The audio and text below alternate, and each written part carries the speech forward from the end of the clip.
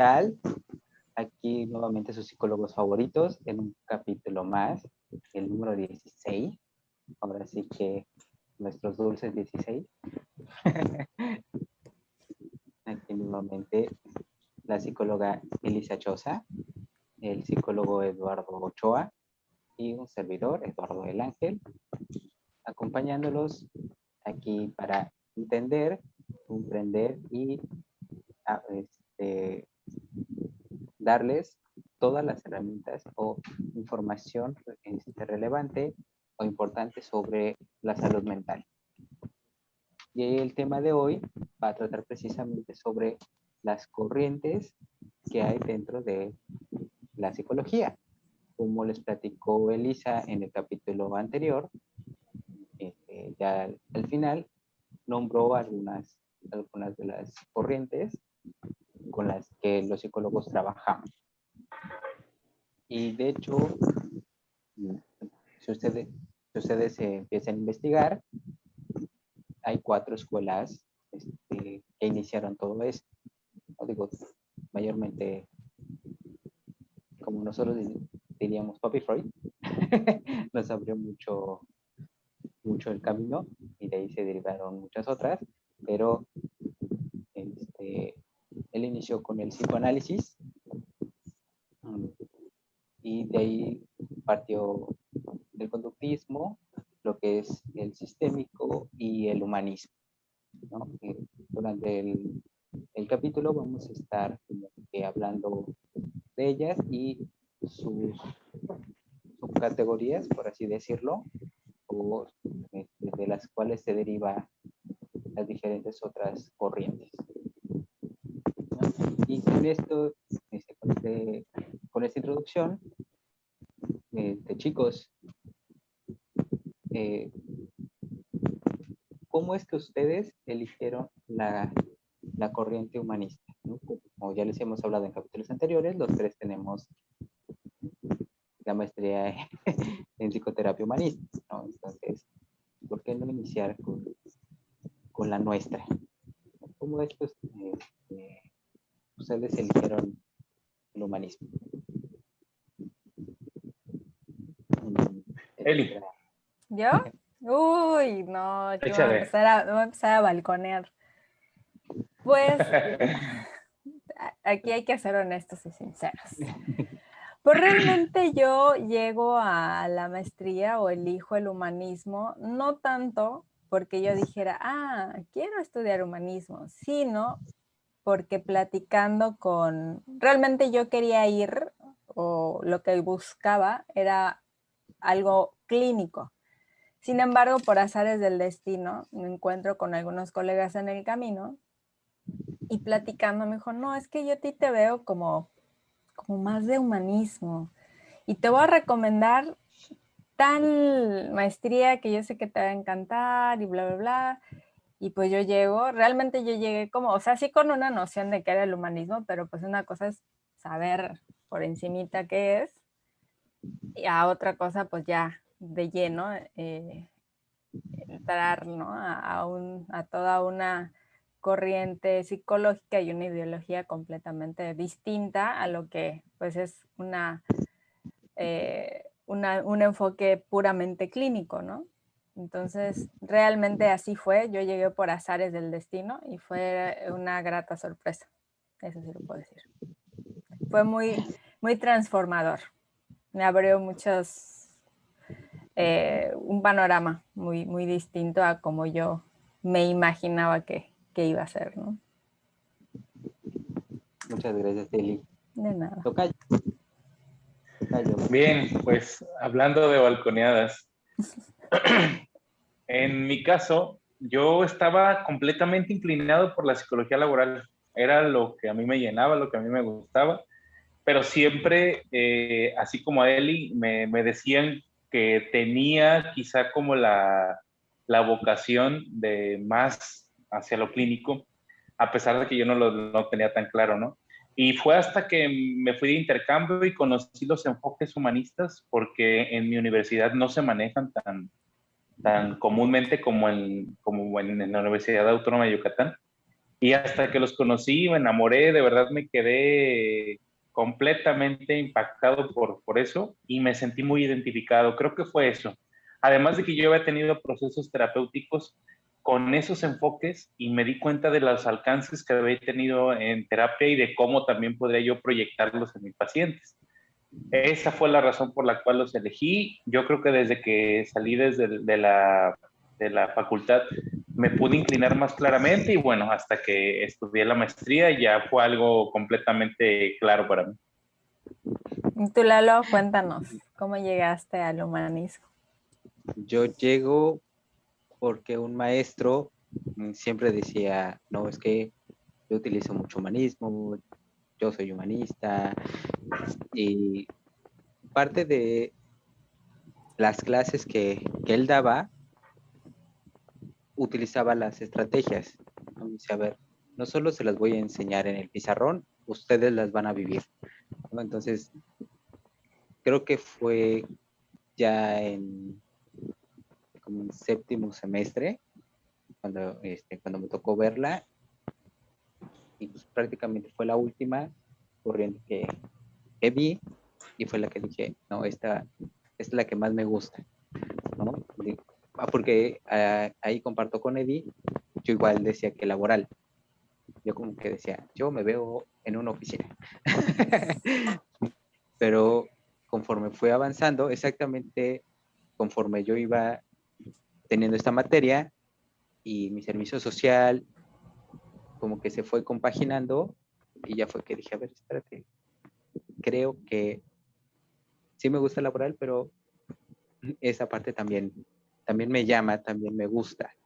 No tanto así que, pues bueno, salgo de la carrera con trabajo en una clínica y con la psicóloga, una gran psicóloga, que espero en algún capítulo poderla traer, es que ella me va fogueando, me va diciendo, oye, me gusta cómo actúas, oye, me gustan las estrategias que utilizas, ¿por qué no entras a la maestría? ¿No? Entonces ya fue que dije, pues ahí te voy. Y con esta pregunta, a todos los que nos escuchan, les comentamos, lo hemos comentado en algunos otros capítulos, cada psicólogo maneja una corriente diferente, ¿no? Entonces también este capítulo va a ayudar a abrirles el panorama sobre qué tipo de corriente es la que les gustaría trabajar, porque hay veces en el que aquí mis colegas no me van a dejar mentir, una de las preguntas que llegamos a hacer es si han pasado por algún otro proceso terapéutico. Entonces, cuando la respuesta es sí, la pregunta siguiente son, ¿sabes qué corriente utilizaba o manejaba?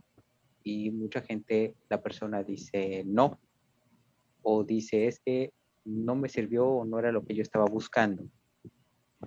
Entonces ahí es como que empezamos en ocasiones a indagar sobre cómo lo manejaba, te daba estrategias, qué tipo de preguntas te hacía, para también, sí, qué tal si están cayendo nuevamente con la misma corriente. ¿No? Entonces, por eso es muy importante, así como con los médicos, no vas con cualquier médico. Cuando te enfermas, ya están las especialidades, que el ortopedista, que gastroenterólogo, internista, etcétera, etcétera, pues lo mismo hay aquí, no solo corrientes, sino que también algunos más especializados en los trabajos, ¿no? Por ejemplo, nosotros tenemos la corriente humanista, y más sin embargo no trabajamos dentro de lo mismo. Aquí mi tocayo trabaja con adultos, sí ha trabajado con adolescentes, pero trabaja más con adultos. En el caso de Lisa, igual, trabaja adultos. Digo, con adultos no solo es terapia individual, sino que también terapia pareja y otras cosas. Para mí, en mi caso, yo abarco adolescentes y adultos. Yo actualmente estoy atendiendo más adultos, pero lo que más me gusta es trabajar con los adolescentes, ¿no? Entonces, lo mismo pasa con los demás psicólogos, ¿no? Entonces, con esto es que le quisiera preguntar a Eli. Eli, ¿qué nos pudieras comentar sobre el conductismo?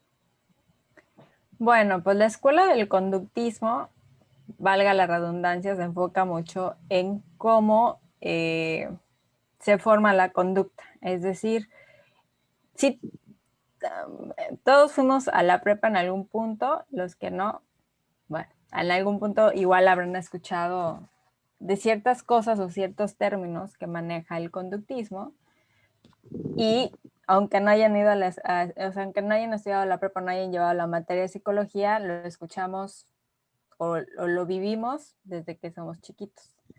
El conductismo lo que hace es modificar la conducta en base a un castigo o a un reforzamiento o un premio, y se basa en el aprendizaje, o sea, en cómo me voy a comportar, cómo quiero que tal persona se comporte. Pues bueno, si quiero mantener una conducta, le doy un premio. Si quiero evitar esa conducta, le doy un castigo. Y entonces de ahí es donde se basa como el conductismo, es análisis de la conducta. ¿Qué mantiene? ¿Cuáles son los factores que mantienen esta conducta? ¿Cuáles son los factores que hay que modificar para tener la conducta que yo quiero obtener? Y de ahí pues ya se van desprendiendo otras corrientes psicológicas, como es la terapia cognitivo-conductual, que de ahí ya digamos que se hace como que amiga de la corriente cognoscitiva, que ahí es donde se enfoca todo en el proceso mental, en cómo nosotros percibimos las cosas, cómo procesamos la información. Y entonces lo que hace la terapia cognitivo-conductual es hacer el análisis, bueno, cómo los pensamientos van a afectar la conducta.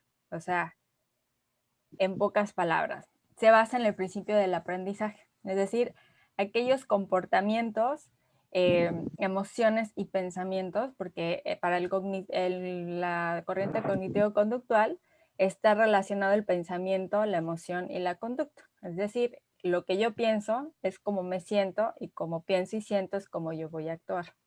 Aunque a veces sabemos, y eso también lo vemos en el humanismo, que pueden haber incongruencias entre lo que pienso, siento y hago. A veces pienso una cosa, siento otra cosa y actúo de otra manera, y es ahí cuando viene ese choque, porque no sabemos cómo que qué hacer, ¿no? Entonces, eso es lo que nos enseñan, o sea, que la forma de pensar va a afectar en nuestro sentir y nuestro actuar, y el aprendizaje, la forma de pensar y la forma de percibir las cosas, de alguna u otra forma también son así como pueden aprenderse, que es la parte del conductismo. O sea, yo puedo aprender, pero también puedo desaprender y reaprender.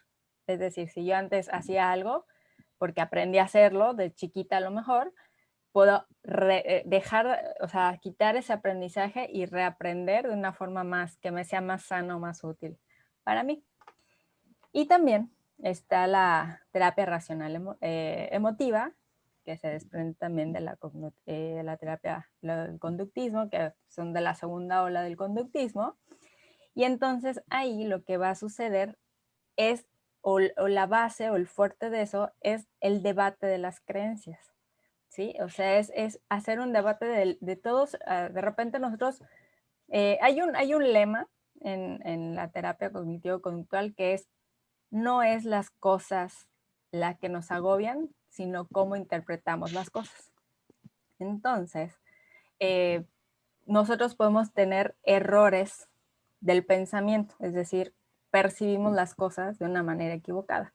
Y lo que hace la terapia racional emotiva, que también abarca el tema de las emociones, como les decía, es mente, emoción, conducta, pero ahí lo que se enfocan en debatir esos pensamientos erróneos, esa percepción equivocada que yo tengo, ¿cómo?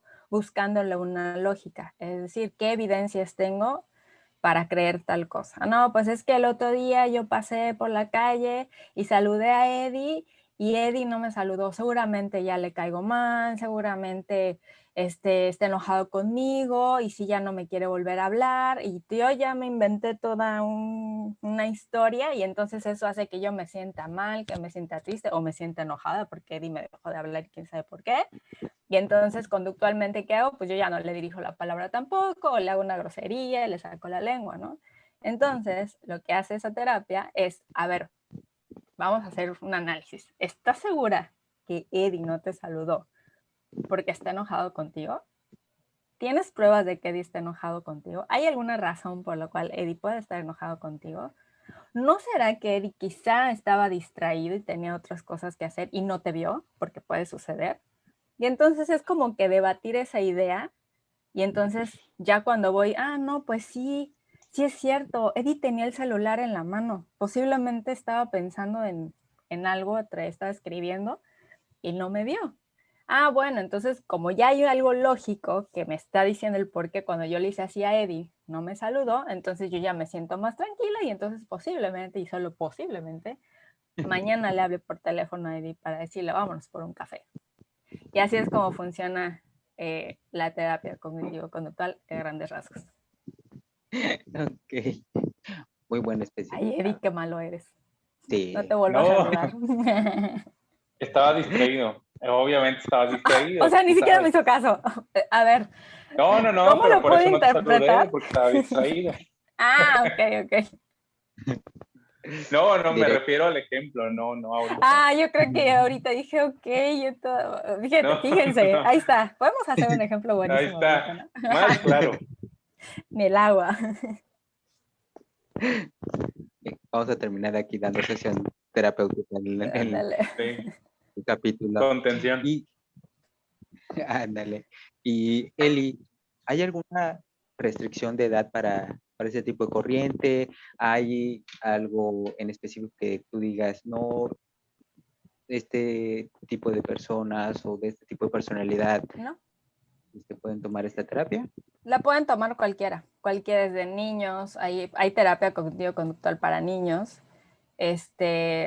Ahí yo creo que depende mucho también de cómo es la persona. Hay personas que no están buscando como que centrarse mucho en trabajar con sus pensamientos y a lo mejor lo que están buscando es, yo quiero saber cuáles son mis traumas de la infancia, porque seguramente cuando mi mamá me dio cornflakes, cuando yo lo pedí hot cake, seguramente quedé traumado y entonces yo quiero saber cómo, o sea, ejemplo tonto, ¿no? Pero bueno, quizá esa es mi necesidad, quizá mi necesidad es irme a algo mucho más profundo y pues entonces pues la terapia cognitivo-conductual es muy práctica. Se basa en el presente, pero de una manera muy práctica. Es simple. A ver, ¿qué estás pensando? ¿Cuáles son tus pensamientos? Tus pensamientos, pues a ver, vamos a ver si lo que estás pensando es verdad. ¿No es verdad? Entonces es reestructurar el pensamiento. Al reestructurar el pensamiento, efecto secundario colateral es mejorar mi estado de ánimo y luego entonces mi conducta es más adaptativa, ¿no? Entonces, no hay ninguna restricción en ese sentido, más bien es con qué quiero yo, cuál es el objetivo, qué estoy buscando. Eso es muy, muy importante, ¿no? Es también parte de la primera sesión, o ir construyendo el objetivo de la terapia. De la terapia, ¿no? ¿Sí? Y Eddie, cuéntanos, digo, tú vas a hablar de de nuestro mero mole, Bueno, ¿qué ok. corriente? Vayan por su cafecito. ¿De qué corriente nos vas a hablar tú? Ya por eso no lo Tan, tan, presento. tan. Bien, pues yo les voy a hablar primero de la escuela humanista, que es la tercera escuela, y de cómo también desde el humanismo se desprenden varios enfoques, que creo que nosotros tenemos una noción un poco más clara y por eso lo presenta así Lalo, porque obviamente los vimos en la maestría.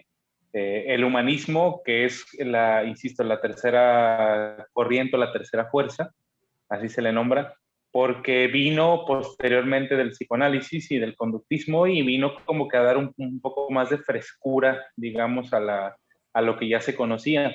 es importante entender que cuando hablamos de enfoques y de la diversidad de los enfoques, hablamos también de que cada uno tiene tanto una virtud como una carencia, y es por eso que surge el siguiente. Si, por ejemplo, en el psicoanálisis no se tomaban tan en cuenta el tema emocional, el presente, el aquí y el ahora, pues llega el humanismo para poder darle un poco más de forma a este tipo de cosas. Si en el conductismo no se tomaban en cuenta las emociones y solamente la conducta observable, pues también llega el humanismo para poder atenuar quizá estas carencias, ¿no? Primero que nada, vamos a, o más bien les voy a hablar sobre el humanismo desde la teoría o desde el enfoque rogeriano, que es el centrado en la persona, donde básicamente la intención de este enfoque es hacer ver que la persona es completamente autosuficiente, que está buscando su autorrealización y que las herramientas con las cuales cuenta, por ejemplo, antes de ir a terapia, no son suficientes como para poder llegar a ella. Evidentemente, en terapia, con los propios recursos que la persona tiene, el terapeuta trata de hacérselos ver, de entender, de hacerle entender que digamos que las soluciones las tiene en las manos y solamente es cuestión de visibilizarlas, de desarrollarlas y de entender que básicamente su propio ser le va a permitir llegar a donde él o ella desea. Se dice centrado en el cliente porque obviamente se basa en las necesidades, centrado en la persona y cómo estas ideas que todavía no están tan claras pueden hacerle llegar a la persona las herramientas necesarias para poder conseguir lo que desea. Es decir, básicamente el enfoque rogeriano implica o invita a la persona a entender que está completamente en sus manos poder retomar el rumbo de su vida y a partir de eso poder cubrir esas necesidades. Eso es como lo que esencialmente surge o la principal corriente cuando hablamos de humanismo. Ojo, el humanismo es muy amplio, demasiado amplio, creo que es la corriente más amplia de todas. Y de esta corriente se desprenden otros enfoques, por ejemplo, como el Gestalt o la psicología de la Gestalt, la psicoterapia de la Gestalt, que se desprende del humanismo y a su vez también de las teorías de la percepción. En el enfoque Gestalt, que es uno de los más, yo lo puedo decir desde mi perspectiva, obviamente más completos, porque toma en cuenta tanto emociones como pensamientos y cómo este tipo de situaciones que de repente quejan a las personas se pueden resolver desde cómo se perciben las cosas.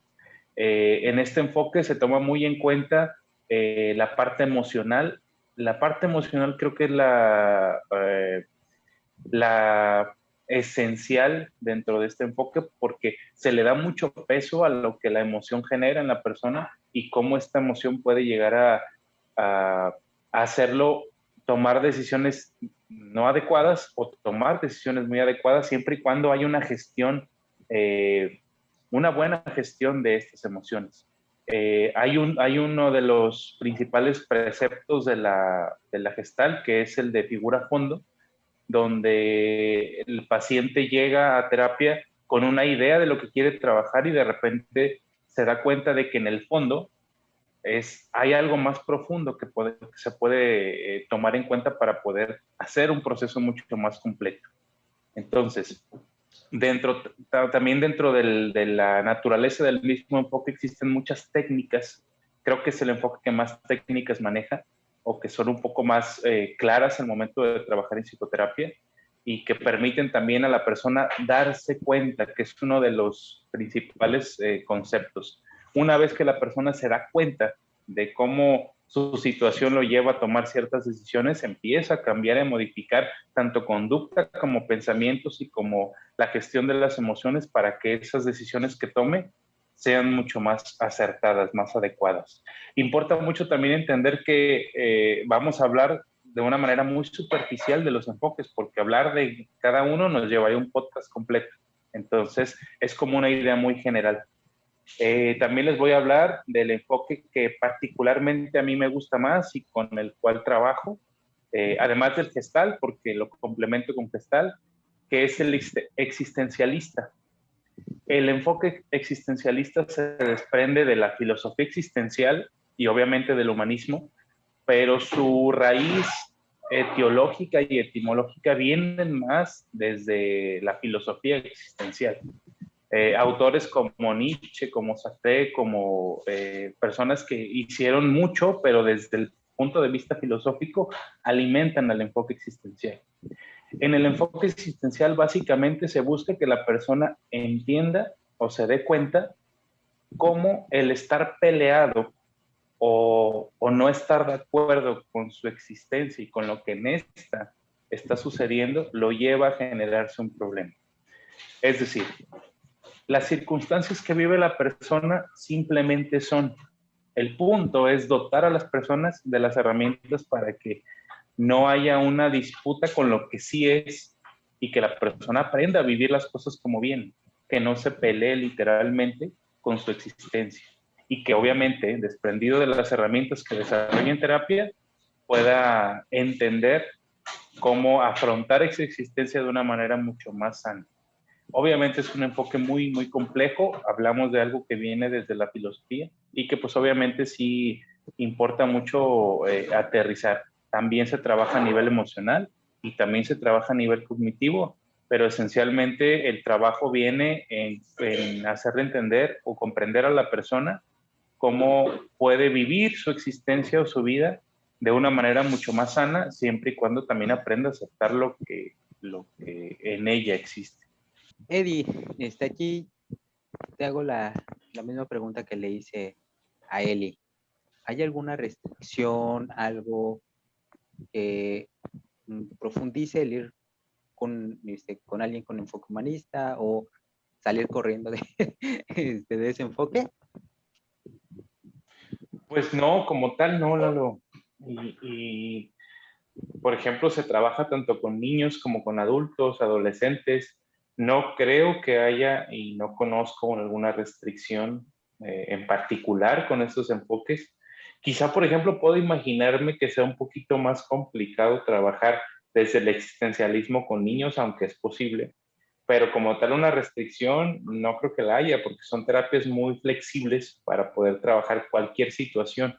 Lo que sí, por ejemplo, con Gestalt, el tema de los trastornos psicológicos tiene una connotación muy particular, porque no se trabaja como tal como trabaja el modelo médico, con el DSM-5, etcétera, no, más bien se trabaja con situaciones que pueden llegar a derivar en un trastorno y se toma más en cuenta la parte subjetiva que la parte tangible que dice el manual. Es decir, se trabaja puntualmente con todo lo que la persona siente, vive y cómo vive, más que con un diagnóstico, más que con un trastorno como tal. Digamos que se le quita la etiqueta a la persona de que tiene un trastorno, pero se trabaja con sus signos y con sus síntomas. Creo que es eso, y como tal no es una restricción porque se puede trabajar con personas con algún trastorno sin ningún problema. ¿Recomendarías a cierto, ¿cómo decirlo? Personalidades o cierto tipo de personas este enfoque? ¿O a qué personas les recomendarías el enfoque humanista? Creo que esta va a ser la pregunta. Pues yo no creo que pueda haber una distinción entre personas que sean más aptas para trabajar con un enfoque. Yo creo que tiene que ver con la situación más que con la persona. Como decíamos hace un momento, hay situaciones que se pueden atender mejor desde un punto de vista, desde un enfoque, y hay otras que se pueden atender mejor desde otro. Creo que no hay una puntual instrucción en ese sentido. Y yo creo que la única encomienda es que una persona que quiera crecer y evolucionar desde el plano personal puede tomar la terapia desde este enfoque. Aquí, nada más enfatizar un poco la diferencia en que hubo entre el conductismo y el humanismo, ¿no? Porque aquí Eli habló sobre técnicas, estrategias, sobre un objetivo claro, ¿no? Mientras que Eddie habló sobre que la persona esté bien, que la persona esté en plenitud, ¿no? Aquí, por ejemplo, si alguien busca respuestas o que le diga qué hacer y cómo hacerlo, pues aquí Eddie ya dijo que se trabaja desde que la persona tiene las respuestas, ¿no? Entonces aquí nada más hacer énfasis en esa parte, porque también depende de la persona lo que quiera, ¿no? Y yo creo que también tiene que ver mucho con la practicidad, ¿no? O sea, hay gente que es muy práctica, muy desesperada y poco paciente, y yo quiero como que busca resultados más Rápido. rápidos. Entonces, quizás si entra a una terapia humanista que es un poquito más, no es que no sea que sea lenta o no muy práctica, sino a lo mejor es más como ir hacia adentro, ¿no? A lo mejor se impacienten y sientan que no van avanzando tanto, y quizá existe la posibilidad del abandono de la terapia. Hay gente que es como que más práctica y bueno, ya a ver, o sea, no dame la respuesta, porque tampoco el cognitivo conductual da respuestas, porque ahora sí, como yo le digo a las personas a las que atiendo, tú tienes las respuestas, tú eres el experto en ti. O sea, uno te va a ayudar a que encuentres tus respuestas. Ningún psicólogo te va a decir, tienes que hacer eso, no hay recetas para es A, B o C. Bueno, hasta donde yo sé. Si hay alguien que lo sepa. Si hay psicólogos que tienen recetas, pues que no las pasen, ¿no? Pero no es así. Entonces, yo creo que la personalidad de cada quien y qué es lo que quiere. Hay gente que quiere, pues, saber más, que quiere saber cuál es su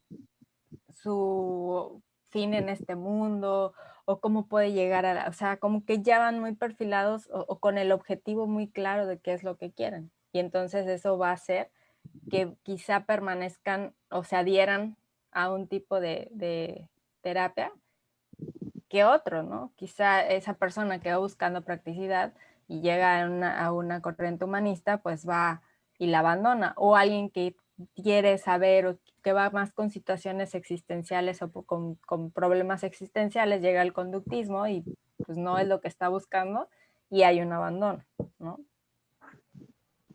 Totalmente, totalmente. Y es que hay personas que utilizan sesiones de única ocasión, ¿no? Pues serían Entonces, como terapias de, no sé, pero como de no sé. orientación o consejería, porque de Okay, sí, repente de llegan, solución de problemas, porque hay también terapia en solución de problemas. así es. Y, O Ajá, primeros perdón. auxilios psicológicos, por ejemplo, que igual Ujú. pero son como estrategias. Esos no son corrientes, sino son como más estrategias, como la de solución de problemas. Como, o la intervención en crisis, que La también es intervención en algo crisis. bastante viable. Y creo que es importante mencionarle a las personas que nos escuchan que la terapia no es mágica, que en una sesión, dos, no se va a solucionar como tal. Si, por ejemplo, imagínense, yo tengo 32 años y durante 32 años me he comportado de una manera y a lo mejor es disfuncional, pues no voy a aprender a comportarme de otra en dos sesiones. O sea, es un proceso y como tal el proceso implica compromiso, responsabilidad y conciencia. Mientras esas partes estén, yo creo que va a avanzar y ojo, el avance depende completamente del paciente, no del terapeuta, porque el terapeuta no va a decirle qué tiene que hacer, el terapeuta va a decirle, va a reflejarle su realidad y cómo él o ella puede modificarla. Ese es básicamente el trabajo de la terapia. Así es. Cuéntanos, Lalo, hay por ahí y nos faltan algunas. sí, ahora sí que yo les voy a hablar de, no diré que del primero, pero sino como que el más, el más sonado, El más que viene, común. ándale, del psicoanálisis, ¿no? Que realmente fue el que dio más pie a que surja esta bonita, con este bonito trabajo, que es el que actualmente hacemos. Y es que el psicoanálisis es prácticamente el comportamiento humano, el movimiento, los pensamientos, emociones y realmente interpretar las manifestaciones, ¿no? Ahora sí que esta corriente se enfoca mucho en el porqué de las cosas, por así decirlo, y por eso es que hay muchas cosas como, no sé si han escuchado precisamente los trasfondos de los cuentos de hadas, ¿no? Que prácticamente lo hicieron los psicoanalistas, ¿no? De hecho hay un libro precisamente que dice psicoanálisis, cuentos de hadas,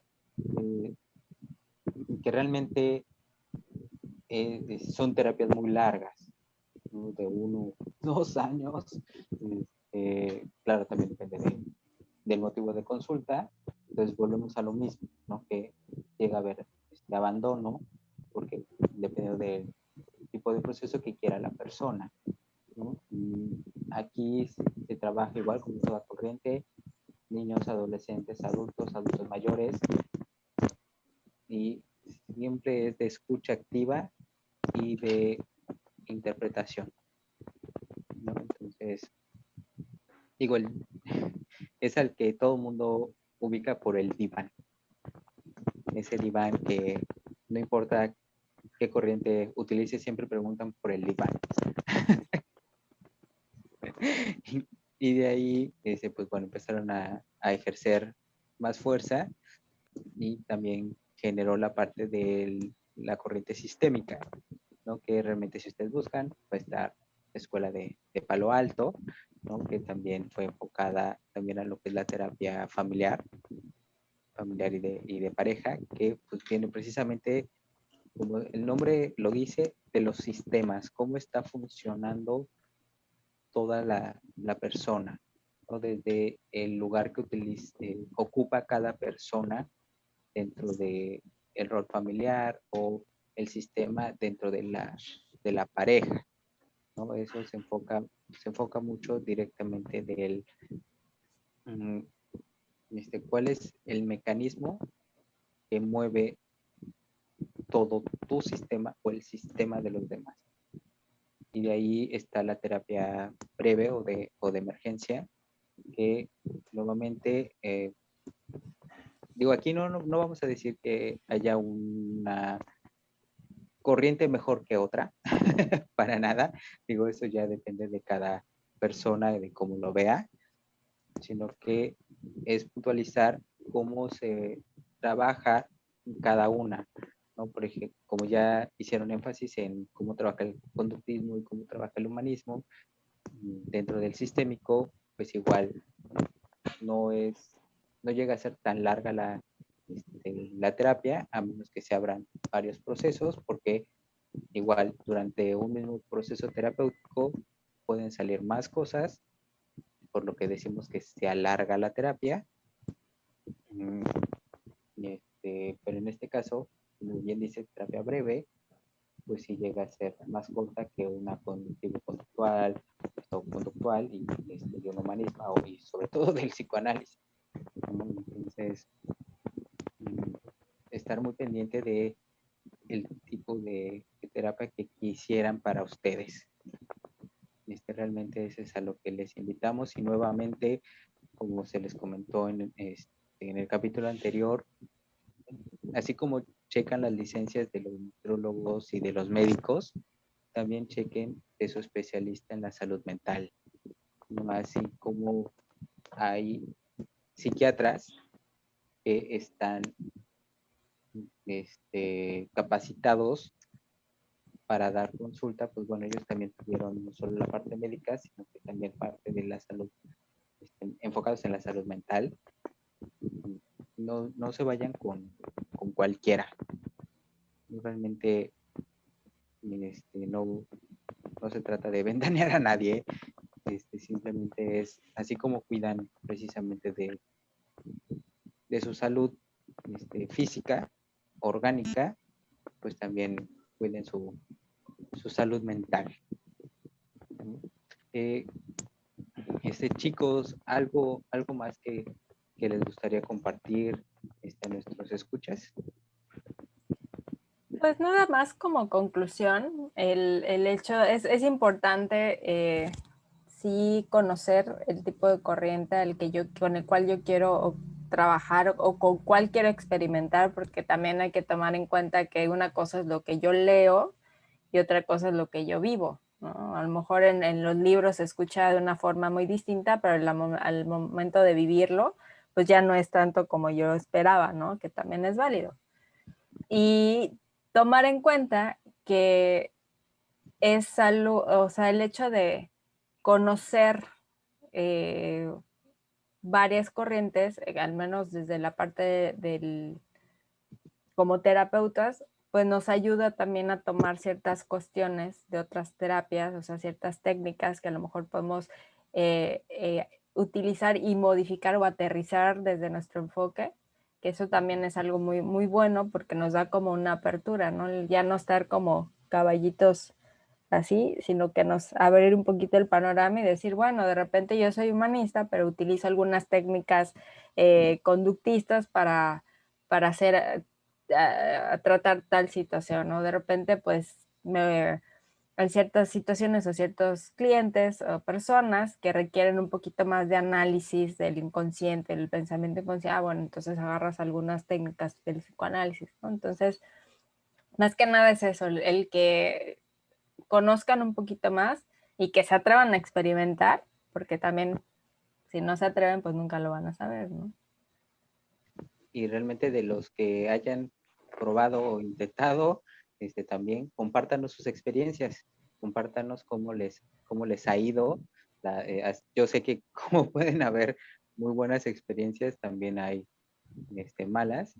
Entonces aquí este es su espacio, coméntenos y capaz ya hasta hacemos un video contestando esas dudas, preguntas o haciendo referencia a esos comentarios, ¿no? Perdón, tocayo. Te interrumpí. No, no, Lalo, no. Pues primero que nada, que vayan a terapia, obviamente. Creo que es el único consejo que un terapeuta les puede dar, el único. Si es que buscan algo así, vayan a terapia, cuestionen a la persona que tienen enfrente, y cuestionar no significa evidenciar ni mucho menos, sino de verdad buscar que la persona que los vaya a atender, que vaya a cuidar su salud mental, esté realmente capacitado o capacitada y que pueda brindarles un espacio seguro para cuidar sus emociones, su alma, su salud mental. Y pues obviamente que busquen con el enfoque con el que más cómodos o cómodas se sientan. Como hay una variedad enorme, cada persona puede sentirse afín a uno de ellos. La idea es que la terapia sea un espacio seguro donde se sientan cómodos y cómodas y obviamente puedan cuidar a partir de esa comodidad su salud mental. Es correcto, y realmente, digo, si saben que una persona está en proceso terapéutico, por favor, yo sé que es algo muy común, pero no porque lo que el terapeuta les haya dicho a ustedes quiere decir que le va a funcionar a los demás. Así como a los médicos les dicen, no se automediquen, lo mismo pasa con la psicología. Cada quien tiene su proceso, cada quien tiene su manera de vivir sus procesos, ¿no? Entonces, ni se los adelanten, ni le digan échele ganas, por favor, prohibido. Y simplemente vívanlo y realmente con todo el respeto, ¿no? Eso es lo que me gustaría decir ya para terminar, porque gracias a ustedes estamos haciendo esto y logremos que juntos Hablemos. Saludablemente.